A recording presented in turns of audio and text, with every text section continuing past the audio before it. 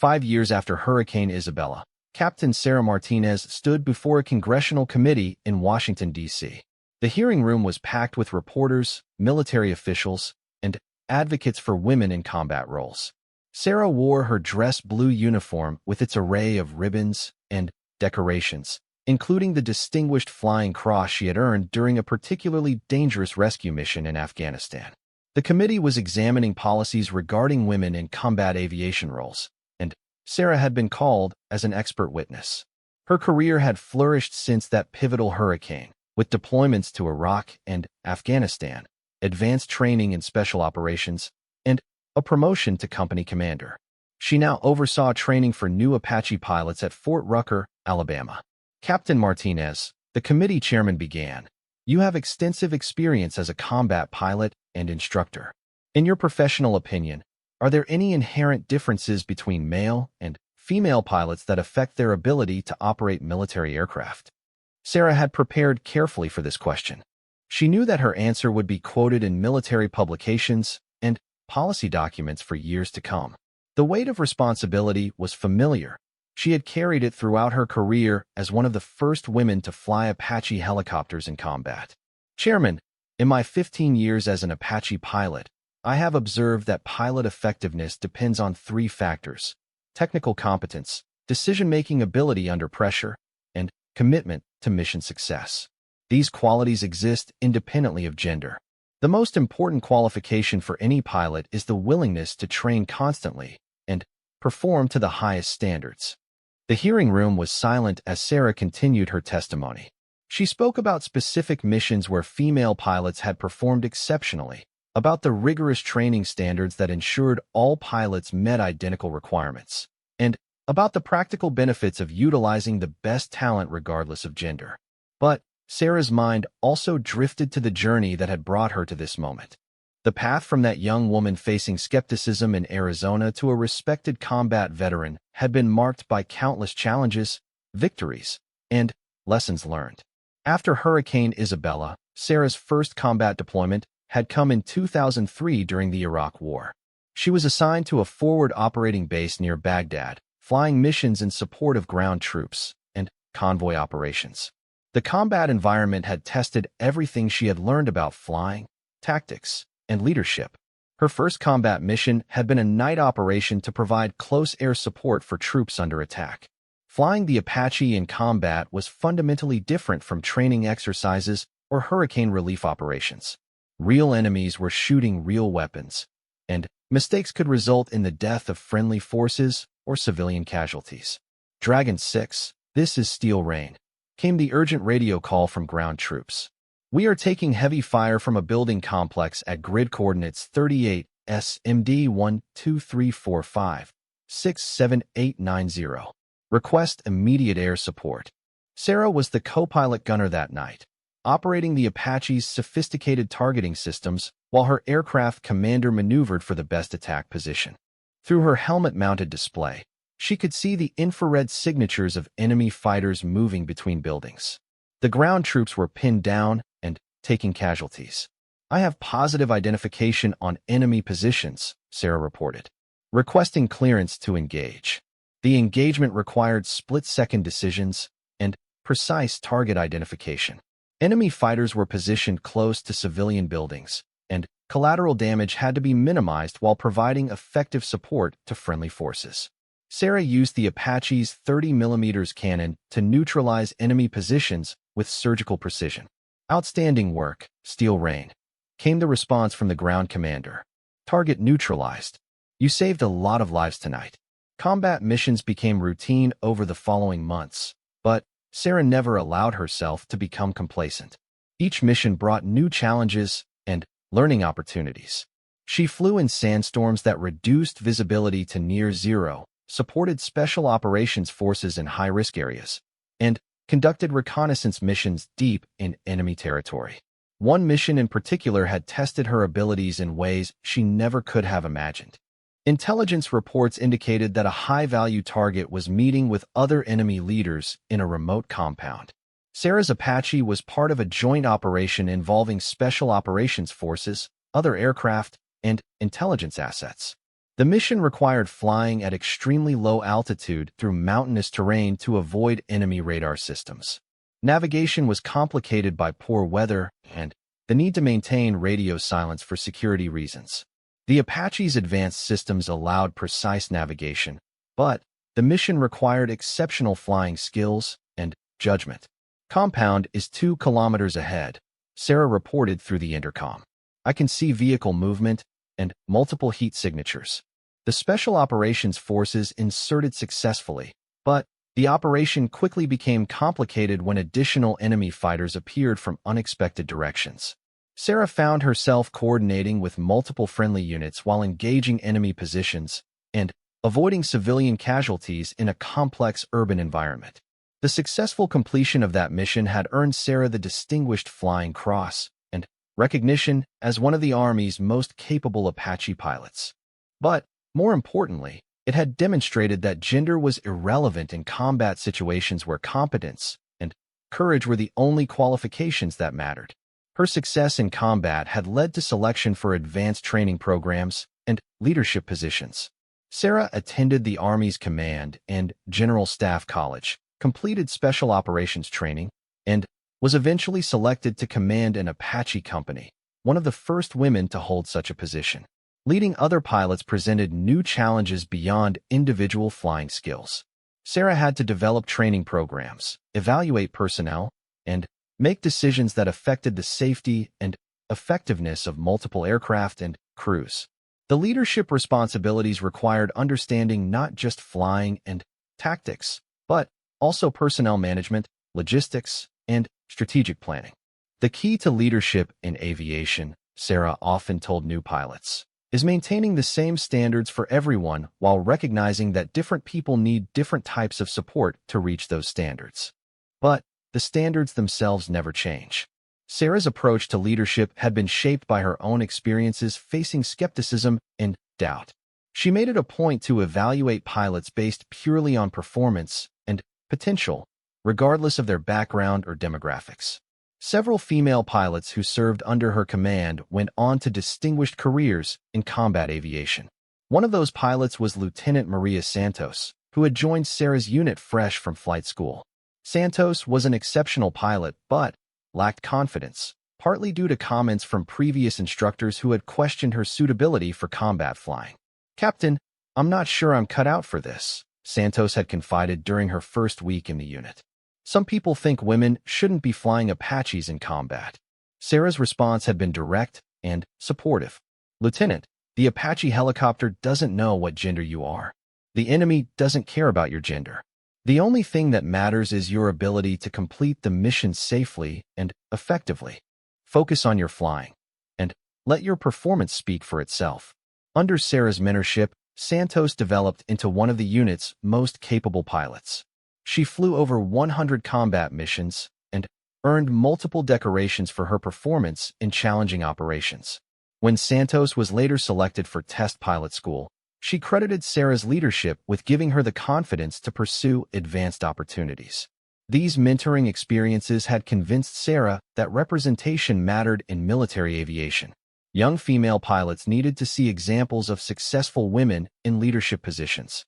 They needed mentors who understood the unique challenges they faced and could provide guidance based on actual experience. Sarah's advocacy for women in aviation had extended beyond her immediate unit. She had written articles for military publications, spoken at conferences, and advised senior leaders on policies affecting female pilots. Her goal was not to lower standards or create special accommodations, but to ensure that all qualified personnel had equal opportunities to serve and advance. The congressional hearing represented the culmination of years of advocacy and professional achievement. Sarah had been selected to testify because of her credibility as a combat veteran and her reputation for objective analysis of military issues. Her words would influence policy decisions affecting thousands of current and future military personnel.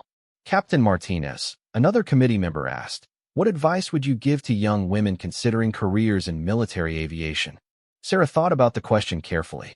She remembered her own journey from that skeptical young woman in Arizona to her current position as a respected leader and combat veteran. The path had been challenging, but ultimately rewarding in ways she never could have imagined. I would tell them to focus on being the best pilot they can possibly be, Sarah replied. Excellence is the only argument that matters. If you're willing to work harder than everyone else, to study more, practice more, and never give up, you can achieve anything. But you have to want it for the right reasons, because you love flying and you want to serve your country, not because you want to prove something to other people. The hearing continued for several more hours, covering topics ranging from physical fitness standards to family policies for military personnel. Sarah answered each question thoughtfully, drawing on her extensive experience and the lessons she had learned throughout her career. As the hearing concluded, Sarah reflected on how much had changed since Hurricane Isabella. The military had evolved its policies and attitudes regarding women in combat roles. More female pilots were flying Apache helicopters, and their performance had consistently validated the decision to open these opportunities. But, perhaps more importantly, the focus had shifted away from gender as a defining characteristic. Today's military aviation community evaluated pilots based on their abilities and contributions, not their demographics. The barriers that Sarah had faced were becoming historical footnotes rather than ongoing obstacles. After the hearing, Sarah was approached by a young reporter who wanted to write a feature story about women in military aviation. The reporter asked about Sarah's proudest accomplishment and her hopes for the future of women in the military. "My proudest accomplishment isn't any individual medal or recognition," Sarah explained. "It's knowing that young women today can pursue careers in military aviation without facing the same skepticism and barriers that I encountered. They can focus on developing their skills instead of constantly having to prove that they belong." Sarah's hope for the future was that gender would become completely irrelevant in military aviation. She envisioned a time when the best pilots would be selected and promoted based purely on merit, without consideration of demographics or politics. That future was closer than ever, but it required continued commitment from leaders at all levels. The conversation with the reporter reminded Sarah of her encounter with that young airman years earlier at Fort Hood. She wondered what had become of that woman and whether she had pursued her dreams of becoming a pilot. Sarah made a mental note to find out. Mentoring the next generation remained one of her top priorities. Later that evening, Sarah returned to her hotel room and video called her husband and 2 children back home in Alabama. Her family had supported her throughout her career, understanding the importance of her work and the sacrifices required for military service. Her daughter, now 12 years old, had expressed interest in following her mother's career path. "How did the hearing go, Mom?" her daughter asked. "Very well," Sarah replied. "I think we made some important points about opportunities for women in aviation. Maybe by the time you're ready for college, these conversations won't be necessary anymore." Her daughter's response made Sarah smile. "Mom, I want to be a pilot because it's cool, not because I'm a girl. Is that okay?" "That's perfect, sweetheart. That's exactly the right reason." As Sarah prepared for bed, she thought about the long journey from that young woman facing skepticism in the Arizona desert to a nationally recognized expert on military aviation policy. The path had been marked by challenges, victories, setbacks, and triumphs. But, through it all, one principle had remained constant. Excellence was the only standard that truly mattered. Hurricane Isabella had been a turning point, but it was just one chapter in a larger story. Sarah's career had demonstrated that barriers could be overcome through dedication, preparation, and unwavering commitment to the highest standards. More importantly, her success had opened doors for others and contributed to lasting institutional change. The next morning, Sarah flew back to Alabama to resume her duties training the next generation of Apache pilots. Her students included men and women from diverse backgrounds, all united by their commitment to mastering one of the world's most complex and demanding aircraft. Sarah's job was to ensure that every one of them met the same high standards that had defined her own career. As she walked across the flight line at Fort Rucker, Sarah could see Apache helicopters conducting training missions in the distance. The sight still filled her with the same sense of excitement and purpose she had felt as a young pilot years earlier. The Apache remained a formidable machine that demanded respect and skill from its operators. But now, seeing those helicopters, Sarah also felt something else: pride in what had been accomplished, and optimism about the future. The military aviation community had evolved into a true meritocracy where opportunities were available to anyone willing to earn them. The doubters and skeptics who had once questioned whether women could master the Apache had been proven wrong by the performance of countless female pilots in training, combat, and leadership roles. Sarah's story had become part of a larger narrative about breaking barriers and changing institutions through excellence and perseverance. But more than anything, it was a story about the power of individual determination to overcome obstacles and achieve seemingly impossible goals. The young woman who had been told she would fail had not only succeeded but had helped ensure that future generations would face fewer barriers and more opportunities. Standing on that flight line, watching the next generation of pilots train on the aircraft she had mastered years earlier, Sarah Martinez knew that the most important battles had been won. The war for equal opportunity in military aviation was essentially over, and merit had triumphed over prejudice. That victory belonged not just to her, but to all the women and men who had supported the principle that competence, not demographics, should determine military opportunities. The Apache helicopters continued their training flights overhead, flown by pilots who represented the diversity and excellence of modern military aviation. In their competent hands, Sarah could see the future she had helped create, a future where the only question that mattered was not whether someone could fly, but how well they could fly.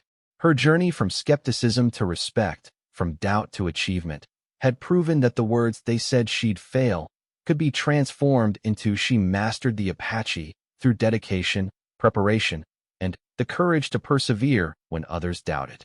It was a lesson that extended far beyond aviation, demonstrating that individual excellence could change institutions and open doors for others to follow.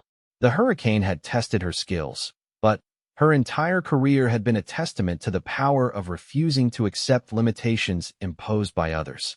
Sarah Martinez had not just mastered the Apache helicopter. She had helped reshape an entire profession and inspired countless others to pursue their own dreams of flight. The alarm rang at 0400 hours on a Tuesday morning in late September.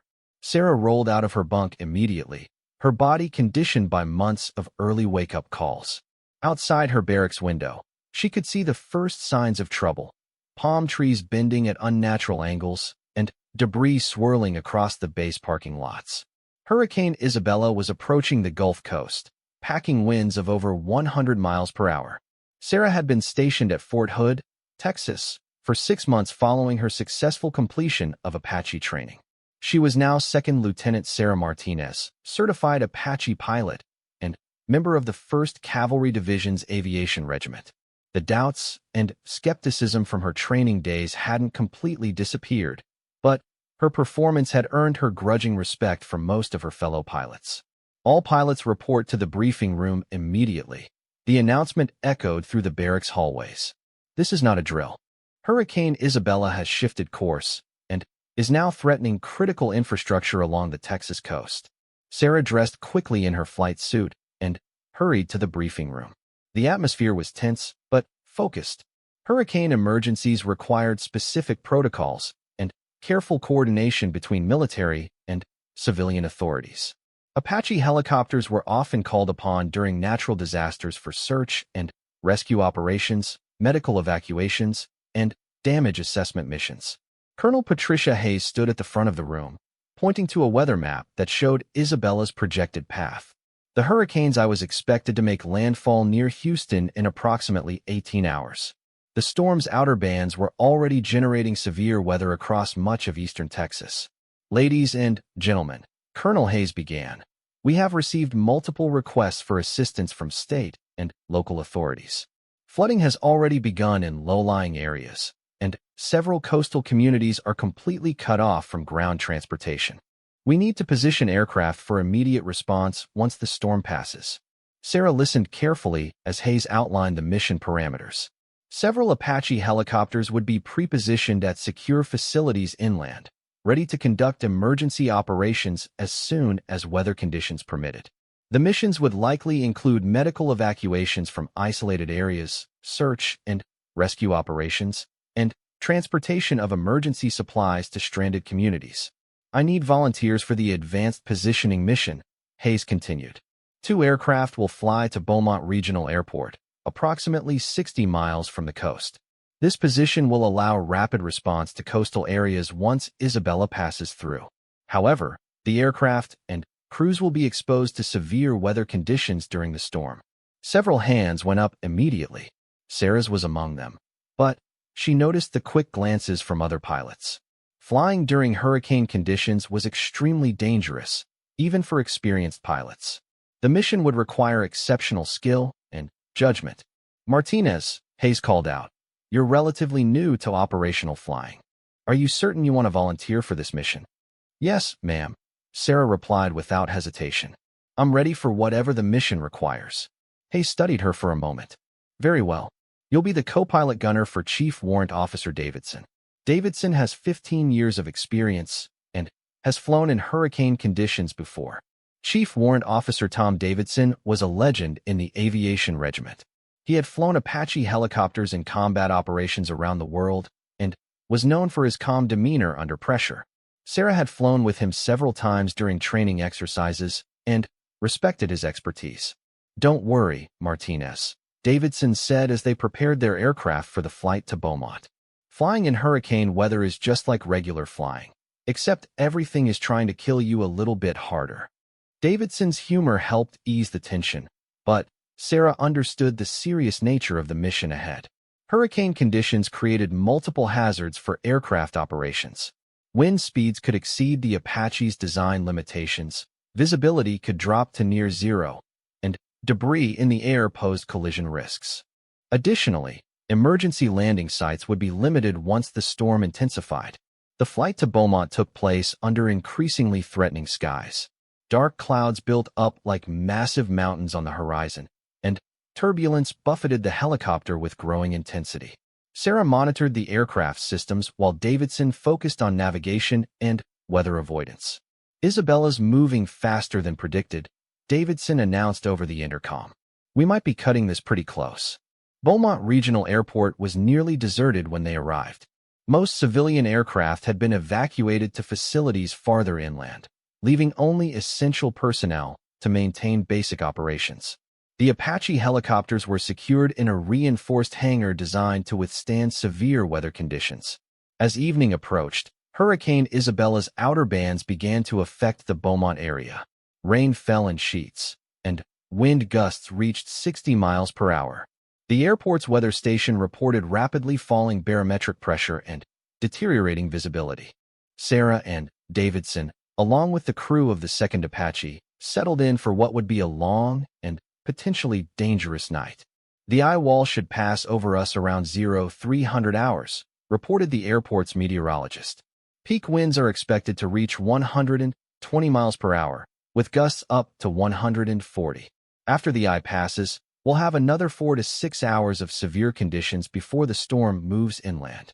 Sarah had experienced severe weather during training, but never anything approaching hurricane intensity. The sound was overwhelming, a constant roar of wind mixed with the crash of debris against the hangar walls. The building shook with each powerful gust, and she could hear metal stress and groan under the strain. Around midnight, the first emergency call came through. A family with a critically injured child was trapped in their home near the coast. Floodwaters had surrounded the house, making ground evacuation impossible. The local hospital's helicopter had been grounded due to weather conditions. Negative on the rescue mission, came the response from flight operations. Current weather conditions exceed safe flying parameters. Stand by until conditions improve. Sarah felt the frustration of being unable to help, but she understood the decision. Flying in the current conditions would likely result in the loss of aircraft and crew, which would make the situation worse rather than better. Emergency response required balancing the need to help with the responsibility to preserve resources for future missions. The storm's intensity continued to build throughout the early morning hours. By 0200, winds were sustained at over 100 miles per hour, and the hangar was shaking violently. Sarah could hear debris striking the building's roof and walls with thunderous impacts. The electricity had failed hours earlier, leaving only emergency lighting powered by backup generators. Wall approaching, Davidson announced, checking the latest weather data on his portable radio. This is going to get much worse before it gets better. The passage of Isabella's eye wall was unlike anything Sarah had ever experienced. The sound became so intense that normal conversation was impossible. The hangar's massive doors bulged inward with each wind gust, and she could see structural elements beginning to bend under the tremendous pressure. Through small windows, she caught glimpses of debris flying through the air, pieces of buildings, vehicles, and trees moving at lethal speeds. Then, as suddenly as it had intensified, the wind began to diminish. The eye of the hurricane was passing over Beaumont, creating an eerie calm in the midst of the storm.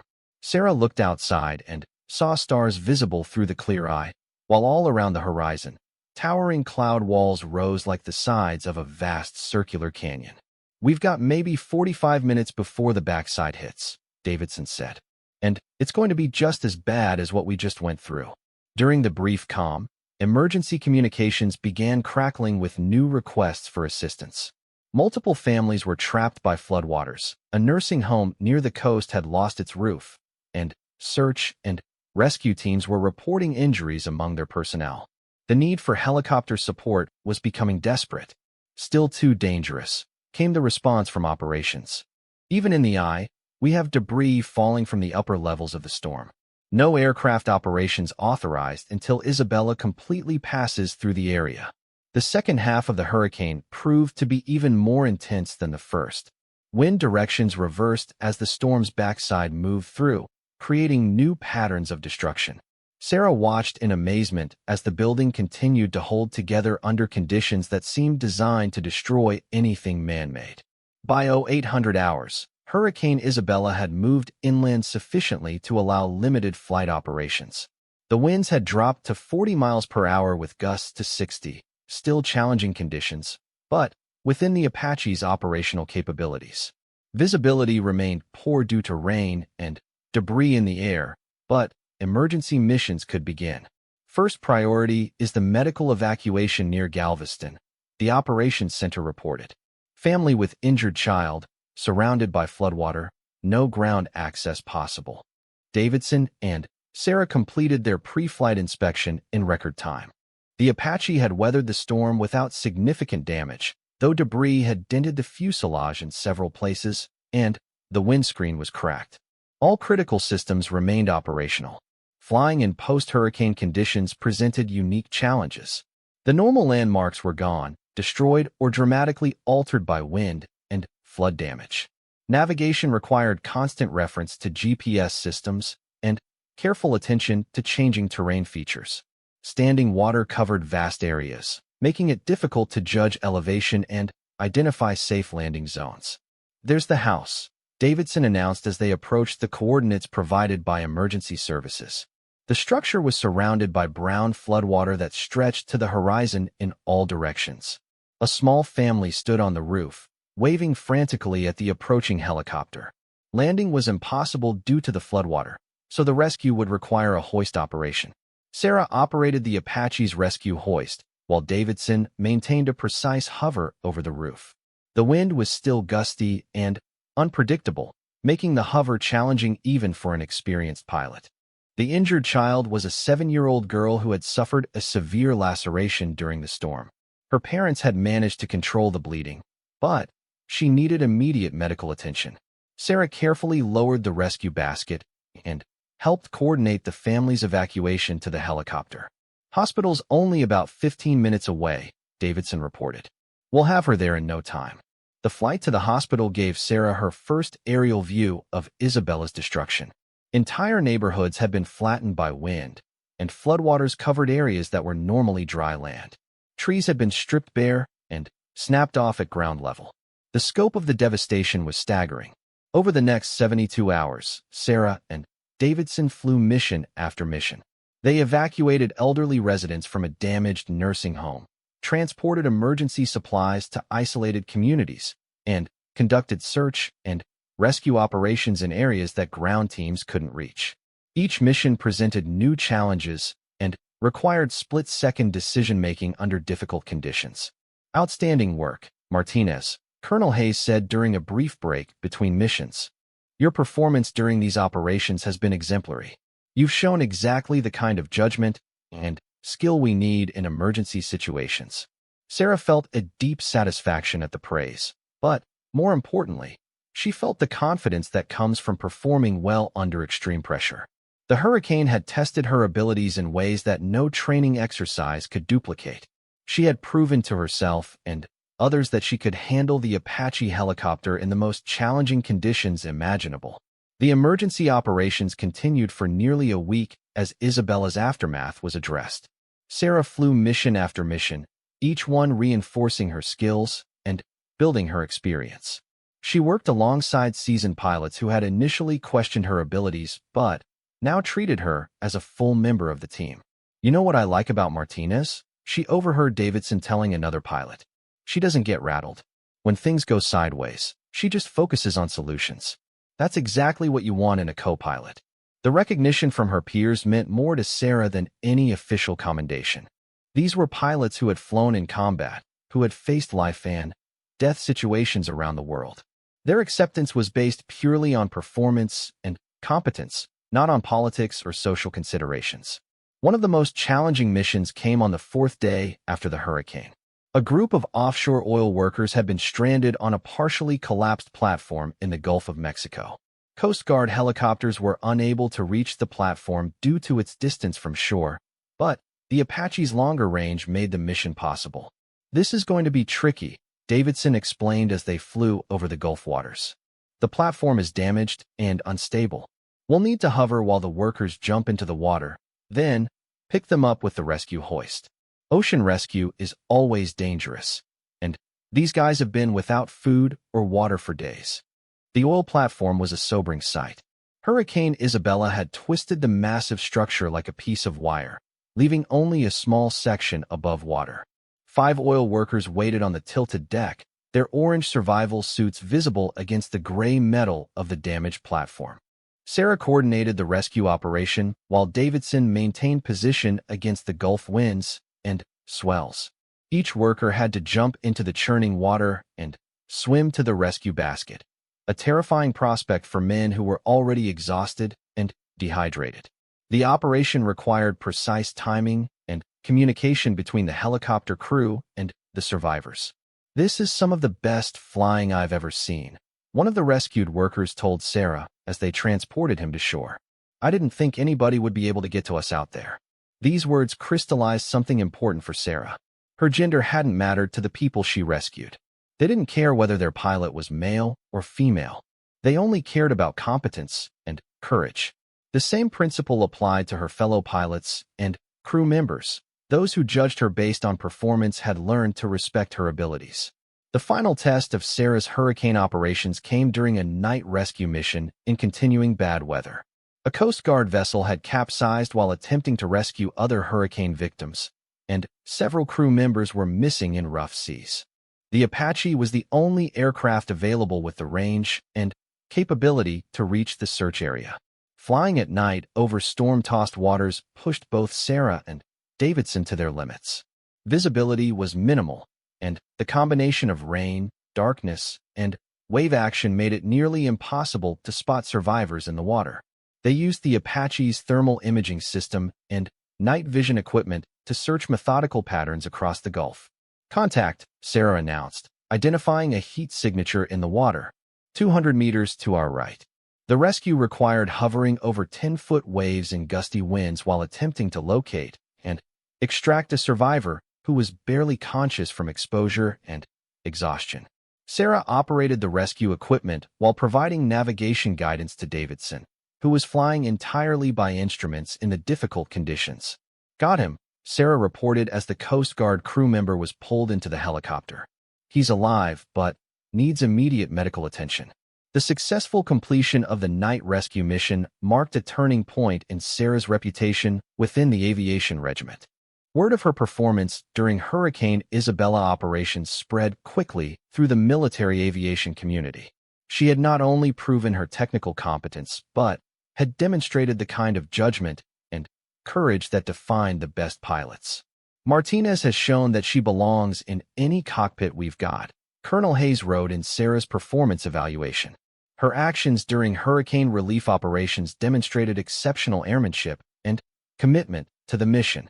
She has earned the respect of her peers through superior performance under the most challenging conditions. As the emergency operations concluded and normal flight schedules resumed, Sarah reflected on the lessons learned during Hurricane Isabella. The storm had tested every aspect of her training and preparation. More importantly, it had shown her that the doubts and skepticism she had faced were ultimately irrelevant. What mattered was her ability to perform when lives depended on her skills. The experience had also taught her about the broader significance of her success. Each mission she flew successfully made it easier for other women to pursue similar careers. Her performance helped break down barriers and challenge preconceptions about female combat pilots. But perhaps the most important lesson was personal. Sarah had discovered that her dedication to excellence was not about proving doubters wrong. It was about holding herself to the highest possible standards regardless of external opinions. The hurricane had shown her that when faced with life-or-death situations, only competence mattered. The aftermath of Hurricane Isabella brought new opportunities and challenges. Sarah's exceptional performance had been noted by higher command levels, and she was being considered for advanced training programs and leadership positions. The path ahead would bring new tests and obstacles, but she now possessed the confidence that comes from proven performance under pressure. As she walked across the flight line at the end of another successful mission, Sarah noticed a young female airman watching the Apache helicopters with obvious fascination. The woman's expression reminded Sarah of her own feelings years earlier when she had first dreamed of becoming a pilot. Sarah approached her with a smile. "Interested in flying?" she asked. "Yes, ma'am," the airman replied. "But I've heard it's really difficult for women to succeed as pilots." Sarah thought about her response carefully. "It is difficult," she said finally. "But not because you're a woman. It's difficult because flying is demanding and dangerous, and it requires total dedication. If you're willing to work harder than everyone else and never give up, you can do anything." The young airman's eyes lit up with possibility. In that moment, Sarah realized that Hurricane Isabella had given her more than just professional validation. It had positioned her to inspire and mentor the next generation of female aviators, helping to ensure that her individual success would contribute to lasting change. Sarah Martinez wiped the sweat from her forehead as she stepped out of the dusty pickup truck. The Arizona sun beat down mercilessly on the military airfield, creating waves of heat that danced above the tarmac. In the distance, she could see them, the Apache helicopters lined up like sleeping metal beasts, their rotors drooping in the still air. At 22, Sarah was one of only 3 women in her flight training class. She had dreamed of flying since she was 7 years old, watching her father work as a mechanic on civilian aircraft. But dreams and reality were two very different things, especially in 1998 when female combat pilots were still a rare sight in the military. "You sure you're in the right place, sweetheart?" called out Staff Sergeant Mike Rodriguez from across the hangar. His voice carried that familiar tone Sarah had heard too many times before, doubt mixed with condescension. "The secretarial pool is in the building next door." Sarah straightened her shoulders and walked toward him with steady steps. She had learned not to respond to comments like these with anger. Instead, she let her actions speak for themselves. "I'm here for Apache training, Sergeant. Same as everyone else." Rodriguez laughed and shook his head. "Apache training? You know these birds weigh 11,000 pounds empty, right? They're not toys. They're weapons of war." "I'm aware of the specifications, Sergeant," Sarah replied calmly. "I also know they can carry 16 Hellfire missiles and 1,200 rounds of 30mm ammunition. I've studied every manual and technical document available." Her response wiped the smirk off Rodriguez's face, but only temporarily. Book knowledge and real flying are two different animals, Martinez. Wait until you feel the power of that turbine engine between your legs. Wait until you're pulling 4GS in a combat turn. Then, we'll see if you've got what it takes. Sarah had heard variations of this speech from instructors, fellow trainees, and even some of her own family members. Her uncle had been particularly blunt during a family dinner the week before she shipped out for training. "Mija, he had said, using the Spanish term of endearment that now felt more like mockery. Flying helicopters is man's work. Why don't you become a nurse or a teacher? Something more suitable for a woman. Even her mother had expressed concerns, though she tried to be supportive. I just worry about you, Sarah, she had said while helping her daughter pack. What if something happens? What if you're not strong enough? These doubts followed Sarah like shadows as she walked through the hangar toward her first Apache helicopter. The AH-64 was an intimidating machine up close. Its angular fuselage looked like it had been designed by someone who understood that beauty and function didn't always go hand in hand. The tandem cockpit sat low and mean, with the gunner's position in front and the pilot's seat elevated behind. Beautiful, isn't she? The voice belonged to Captain James Wilson, her primary flight instructor. Unlike Rodriguez, Wilson's tone held no mockery, just professional interest. She's also unforgiving. The Apache doesn't care about your gender, your background, or your feelings. She only cares about competence. Sarah nodded, running her eyes over the helicopter's every detail. The main rotor system, the tail rotor, the landing gear. She had memorized every component from the technical manuals. But seeing it in person was different. The machine radiated power and danger in equal measure. Your first challenge, Wilson continued, is just getting comfortable in the cockpit. The Apache wasn't designed for comfort. Everything is tight, cramped, and optimized for combat efficiency. Some people develop claustrophobia. Others find the complexity overwhelming. Wilson opened the cockpit and gestured for Sarah to climb in. The pilot's seat was indeed cramped, with instruments and controls packed into every available space. The multifunction displays glowed with data, and switches covered nearly every surface within reach. Sarah settled into the seat and began identifying each control, each gauge, each warning light. Most new students spend their first few sessions just trying to figure out where everything is, Wilson observed. You seem to be adapting quickly. Sarah had spent countless hours studying cockpit layouts and memorizing control positions. While other trainees had been socializing or relaxing, she had been preparing. She knew that as a woman, she would have to be twice as good to be considered half as capable. The real test comes when we start the engine, Wilson said. The Apache generates over 1,700 horsepower. That's more power than most people have ever experienced. It's loud, violent, and intense. Some students freeze up completely. Over the next few weeks, Sarah threw herself into training with single-minded determination. She arrived early every morning and stayed late every evening, studying flight characteristics, weapon systems, and emergency procedures. While other trainees complained about the difficulty, Sarah absorbed every lesson like a sponge. The physical demands were significant. The Apache's flight controls required strength and endurance, especially during long missions.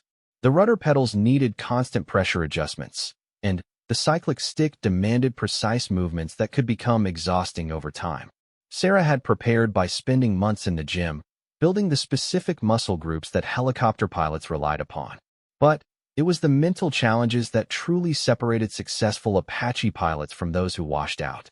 The helicopter systems were incredibly complex, with multiple redundant controls and fail-safes. During combat situations, pilots needed to operate weapon systems while maintaining flight control, all while processing information from multiple sources and making split-second decisions. Aviation is not about being the strongest or the fastest, Wilson explained during one of their ground school sessions. It's about being the smartest and the most prepared. It's about making the right decision when everything is going wrong, and you have 3 seconds to figure it out. Sarah excelled in the classroom portions of training. She scored at the top of her class on written examinations and demonstrated exceptional understanding of aircraft systems. But she still faced skepticism from some instructors who questioned whether her academic performance would translate to real-world flying ability. The doubts became more vocal as training progressed to actual flight time. During her first solo hover exercise, Sarah could hear radio chatter from other instructors questioning whether she had the right stuff for Apache operations. The comments were subtle but persistent, creating an atmosphere of constant evaluation and judgment. She's too small to handle the controls effectively, she overheard one instructor say. And When things get stressful, women tend to panic. These comments only fueled Sarah's determination. She practiced emergency procedures until she could execute them perfectly under pressure. She studied weather patterns and flight dynamics with obsessive attention to detail. Most importantly, she learned to trust her instincts and her training, even when others questioned her abilities. Her breakthrough moment came during a particularly challenging training exercise involving simulated engine failure during takeoff. The scenario was designed to test a pilot's ability to handle emergency situations under extreme stress. Many students failed this exercise on their first attempt, and some required multiple tries to pass. Sarah approached the exercise with calm focus. When the simulated engine failure occurred, she immediately executed the proper emergency procedures without hesitation.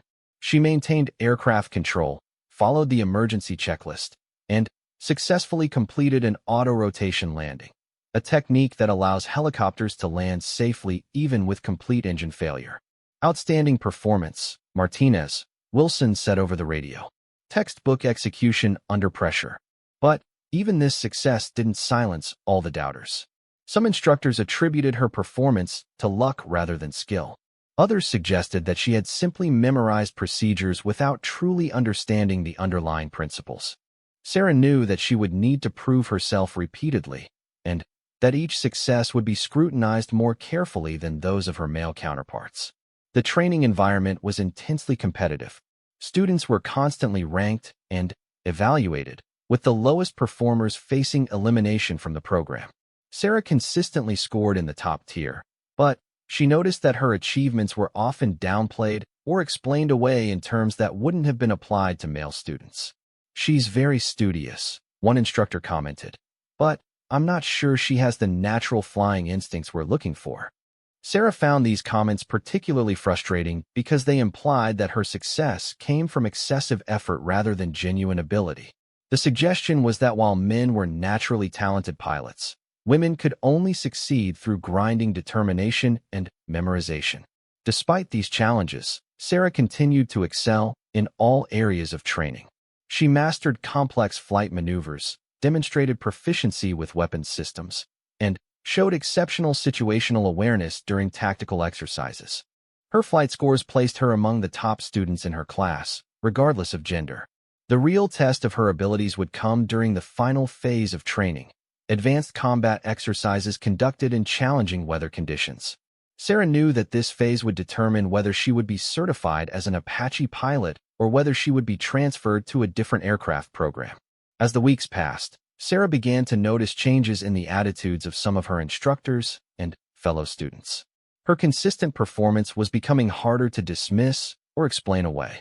Slowly, grudgingly, she was earning a measure of respect from those who had initially doubted her capabilities. "You know what, Martinez?" Rodriguez said one afternoon after a particularly successful training flight. "Maybe I was wrong about you. Maybe you do have what it takes." But Sarah knew that acceptance from a few individuals didn't represent universal recognition. She would continue to face skepticism and challenges throughout her career. The key was to remain focused on her own standards of excellence rather than trying to prove herself to every doubter. Her instructors began assigning her increasingly difficult missions and scenarios. Rather than viewing these as attempts to make her fail, Sarah saw them as opportunities to demonstrate her capabilities. She approached each challenge with the same methodical preparation and calm execution that had carried her through the earlier phases of training. The Apache helicopter itself seemed to respond to her confident handling. The complex machine that had intimidated her during those first days in the hangar now felt like an extension of her own capabilities. She could anticipate its responses, predict its behavior in different conditions, and push it to its limits while maintaining complete control. "There's something special about a pilot who truly connects with their aircraft," Wilson observed. "It's not something you can teach. Either you have it or you don't." Martinez has it. As Sarah's training progressed, she began to understand that mastering the Apache was about more than just technical proficiency. It required developing an intuitive understanding of how the machine would behave in any given situation. It meant being able to make corrections and adjustments without conscious thought, responding to subtle changes in sound, vibration, and control feel. The other students in her class had noticed her progress as well. Some remained skeptical, but others had begun to recognize her abilities. During group exercises, they started to rely on her judgment and expertise. When complex tactical problems arose, they looked to her for solutions. Martinez always seems to know what to do, one of her classmates commented. Even when the rest of us are confused, she's already figured out the answer. This growing reputation brought new pressures and expectations. Sarah realized that her success was being watched not just by her immediate instructors and classmates, but by higher-ranking officers who were interested in the progress of female combat pilots. Her performance would influence future opportunities for other women seeking similar roles. The weight of this responsibility was significant, but Sarah had learned to channel pressure into focused performance. She understood that every flight, every exercise, every evaluation was an opportunity to demonstrate that gender was irrelevant to flying ability. What mattered was preparation, skill, and the courage to perform under pressure. As the training program approached its final phases, Sarah felt confident in her abilities, but knew that the most challenging tests still lay ahead. The advanced exercises would simulate real combat conditions, including equipment failures, adverse weather, and high-stress tactical situations. These scenarios were designed to push pilots to their absolute limits and identify any weaknesses that might prove dangerous in actual combat. Weather conditions in Arizona could change rapidly, creating opportunities for training in challenging environments. Sarah had already experienced flights in high winds, dust storms, and low visibility conditions. But she knew that the final exercises would present even more demanding situations. The other challenge was psychological. After months of intensive training, some students began to doubt themselves or become overconfident. Both attitudes could be dangerous in aviation, where consistent performance and sound judgment were essential for survival. Sarah worked to maintain her mental balance, staying confident in her abilities while remaining respectful of the Apache's power and complexity. Her relationship with Wilson had evolved from instructor-student to something approaching mutual professional respect. He had initially been skeptical of female Apache pilots, but Sarah's performance had challenged his preconceptions. Their discussions now focused on advanced tactical concepts and the finer points of helicopter employment in combat situations. The Apache is more than just a helicopter, Wilson explained during one of their sessions. It's a weapons system designed to dominate the battlefield. But it's only as good as the crew operating it. Everything depends on the pilot's ability to make the right decisions under extreme pressure. Sarah absorbed these lessons while continuing to refine her technical skills. She practiced combat maneuvers until they became second nature, studied enemy tactics and countermeasures, and learned to operate the Apache's sophisticated targeting and weapon systems. Each component of the training built upon the previous elements, creating a comprehensive foundation for combat operations. The countdown to her final evaluation had begun, and, with it, the culmination of months of intensive preparation. Sarah knew that everything she had worked for would be tested in the coming weeks. The weather forecast showed the possibility of severe storms, which could create the kind of challenging conditions that would truly test her abilities as an Apache pilot. But she felt ready. The doubts and skepticism that had once seemed overwhelming now felt like distant echoes. Sarah had proven to herself and to others that she belonged in the cockpit of the world's most advanced attack helicopter. The final tests would simply confirm what she already knew, that determination, preparation, and skill were the only qualifications that truly mattered.